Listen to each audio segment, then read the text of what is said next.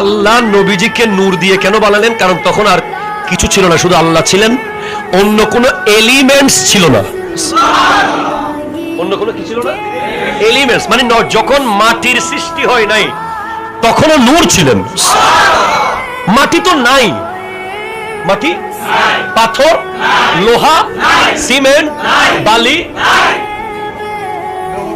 লৌহ নাই, কলম নাই, আরশ নাই, কুরসি নাই, জিবরিল নাই, মিকাইল নাই, ইসরাফিল নাই, ইসরাইল নাই, সফিউল্লাহ নাই, রুহুল্লাহ নাই, নজিহুল্লাহ নাই, কিছুই নাই।